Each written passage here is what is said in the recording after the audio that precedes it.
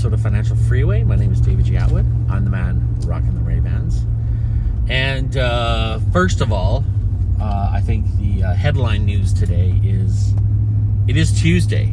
The Tuesday after the long weekend in November. Tuesday marking the day that I had been fantasizing for months. The convention is over. I learned so much putting on this convention about time management, organization. I want to say inventory control, but that's not the thing. Like managing people. And a couple things happened during the convention that really shocked me. There was a point where I said, I need to go do something. Is that okay? I said it to the sound tech. And he looked at me and said, you're the boss. You do whatever you need to do. Like, you don't ask permission. And it was just a weird sensation for me because I've been in leadership positions and I've always taken the role on as a servant, as being, what are we doing here? Mercedes.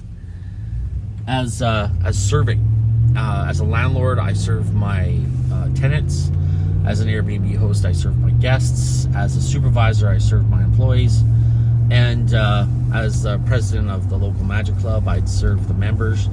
I was always serving, and I was never in a position where I would say, I need this done, and people would jump to it and do it. And I was really pleasantly surprised that I had that kind of support during the convention. The key thing I learned is that good people are worth their money. Good people are worth the value. And I had a really good guy on sound. I had a really good guy on stage management and not so much stage management, but the tech, like the lighting, the video work, the camera work. And not only that, there was this one guy, I gotta give a shout out to this guy, Chuck Daniels. He was amazing. The whole convention, he was running, jumping, hopping, doing whatever he could to help people. And at one point, he even went to the restaurant and grabbed everyone beer. And without being asked at all, he just jumped in and was just being that guy. And his whole thing every day was, what can I do? It made the experience so pleasant. And there was a magician who came up to me during all the stress in the beginning of the whole thing about all the things I was doing wrong, and he saw how stressed out I was. But he said to me, when this is all done, it will be very rewarding. And he was not wrong. It was extremely rewarding. It was it was definitely outside of my my comfort zone. I was definitely fighting outside my weight class on this one, but it ended up being an amazing experience at the end of the day. There were some losses, there were some hits we had to take for the whole thing, and that's okay. But at the end of it all, we came through fairly unscathed, but with so many lessons learned. And I think that would be kind of the thing I want to dwell on today would be, it is scary taking on something of this magnitude, and the thing that kept happening was constantly with these people that I was working with was all you had to do was ask. They just kept saying, all you have to do is ask, Dave. All you have to do is ask.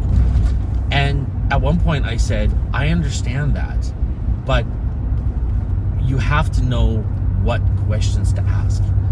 There's a whole thing about, I think there's even a book about knowing what you don't know. If you don't know what you don't know, you don't know what questions need to be asked. I, not for a second, imagined that I could negotiate with a hotel. I never thought that was the thing. I always thought the price was the price. I didn't think you could negotiate. But when you're putting you're renting 40 units out for a weekend, apparently you have some weight to negotiate with. So that was good. It's important to understand that when you are doing something that's bigger than yourself, you're taking on a project that's the biggest thing you've ever done. There's going to be an end, and that was the one thing I kept telling myself through the whole process was this will end. There's that old proverb, this too shall pass, and I just kept saying this is going to end. This is going to end one day. It's going to be November 12th, and the convention's going to be over, and everyone's going to fly home, and I'm going to drop people off the airport, and I'm going to cut all the checks I have to cut. And today's that day. And today, me and Gabby are doing the very last thing we have to do on our list of things to do for this convention, and that is drop off these chairs that are behind me and the stage that is bolted down to the back of the truck. Leaving the experience of putting on this convention, I now have a greater understanding of respect for other people, got to know some people, all that stuff's great. That's going to happen anyways. That's a no-duh kind of thing. You already know that even if you have never taken on a project like this, you know that you're going to get these things from other people and through this experience. But the thing that I actually really became aware of was the learning experience for myself and what I was capable of. And at the end of the day, I realized I had more in the gas tank than I thought. I had more to add to the experience for the members, for the attendees of the convention than I thought. I had more value than I thought to bring to this. And leaving it, I leave with so much more education about how to do things like this, how to manage people, and also how to manage my time better. That was one thing I think that was the biggest takeaway, was the mismanagement of my time for this whole thing. Finally, the final lesson I learned on this one was a bit of a painful one. It was, and I've learned, and I know this from before, this was a very, very stressful thing for me to take on. It was stressful for my friends and family who watched me go through it and supported me. It was definitely stressful on Gabby, having to put up with it all. But the stress of these kind of situations is not unlike a trauma, like an accident or losing somebody. When things like that happen, and Gabby was really great at pointing this out to me, it's a filter, and it filters out who your friends are and who the real people are. Because sometimes people are around you and they're not kind. They're polite, but they're not kind. You know, the person who's very abrupt, answers everything with it's just in an aggressive, abrasive way. And then there's people that are super sweet, and they tell you things that you want to hear. When you go through something like this is a filter, and it filters out all the true friends and the true support that you have.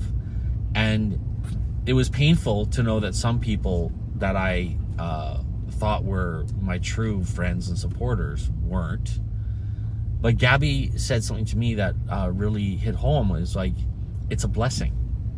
It's a blessing because now you know. And now you know where to focus your energy of time.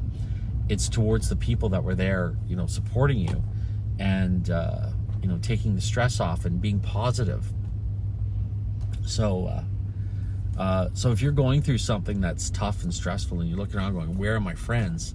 Your friends are there. They're really good ones, but they may not be the people that you want or the people you think, but they're the people that are truly your friends. That's what I found kind of funny. The people that, to be quite honest, I didn't want to have as friends were the greatest friends. And one of them was, and I, trying to get emotional thinking about all the kindness that this one guy, I never liked him. I always thought he was so abrasive and argumentative. And through this whole thing, he's been nothing but supportive and patting me on the back. And when everything was said and done, he stood up and said, let's hear it for Dave Atwood. And I got my standing ovation at the end of the convention. And then as we're leaving, ready to say, you know, okay, how much do I owe you for your time and energy and effort that you put in to make this thing great? He said, keep it, take Gabby out for dinner. So looks like I owe Gabby a super nice dinner with photo proof to send to the guy, because what a kindness, what a kindness. And something else that happened, and this is the part that really, really, really hit me right here, was every single attendee came up to me. And this is not boastful. I hope it doesn't come across that way, but every single person came up to me and said this was the greatest convention they'd ever been to. And to feel that kindness and that positive feedback telling me that I gave the people what they were looking for. I gave the attendees what they were, more than what they were looking for, made it very, very worthwhile, and left me with a very, very warm feeling in my heart. And I will say, if Murray ever watches this, very rewarding. It was very rewarding to have that, to have all those people from all over the world shaking my hand, patting me on the back. It was a great experience. The takeaway from today's show is, don't be afraid to take on projects that are beyond your what you think are your capabilities. You will rise to the occasion. You will learn what you need to learn. And today, with everything available, I depended so heavily on AI to get this done with regards to writing emails, setting up inventory, setting up schedules. You know, ChatGPT was my second biggest helper through this whole thing, was ChatGPT. And one guy even said, he said, like, I sent him a quick letter that he was going to send off to other people. And he said, hey, how's that ChatGPT working out for you? And I said, you know what? You're an idiot if you're not using it. That's all I can say. You know, look, you can walk to work, you can drive to work. You figure it out. You use technology to your best advantage. That's what I say. Don't be afraid to take on bigger challenges. It is stressful. There were moments of pure panic, absolute pure panic for me during this process. Emotional breakdown, and you know, God help me, even arguments with Gabby that she didn't deserve. And that's what happens, you know, through that stressful moment. But at the end of it all, I'm not going to say the negative friction that I've had with the few people that I have was worth it. But the positive side was extremely rewarding. And walking away from this, I feel like, honestly, I feel like I'm a better man. And I believe, if I may say, I think my reputation in the magic community has been restored. It was a little tainted, and I think walking away from this, I think a lot of people are looking at me with, yeah, Dave Atwood's all right. And I like that. So, take on some challenges. Step into the ring that's a little bit scary for you. Put yourself into a position of being able to fail and fail. And that's another thing too, real quick. I know I'm going a little bit long, but through this whole process, it was not one success. That's the important part. This, putting on this convention, was a series of failures. I failed at this, I failed at this, I failed at this, I failed at negotiating, I failed at getting the right people in, I failed at getting that right person in, I failed at communicating with this guy, I failed, all the way along. But I failed my way towards success. And I think that's really the key. This was not one big win. It was a series of clusterfucks that ended up being piled up into a big pile. And then I was able to walk up all these mistakes, stand on top and go, okay, we got one win. And that's what it was. Anyways, try, stretch, push. That's what I say. That's how you're going to get to the next level. That's how you're going to find success, true success. Anyways, folks, thanks so much for watching. If you're watching me on YouTube, make sure you hit the thumbs up. Check out financialfreeway23.ca. I will throw some photos up there when I get a chance about the convention. I think Gabby's got some great footage of some of the acts and stuff, so I'll throw it up there. And also make sure you check out the archive stuff, because that's where the really good stuff is. And of course, as I always say, spread the good news, spread the gospel of what we're teaching you, because it is our mission here at Financial Freeway to make sure that everyone understands that they have an inalienable right to live a life of success, happiness, and wherever you are on this beautiful fall afternoon. Oh, it's still morning on this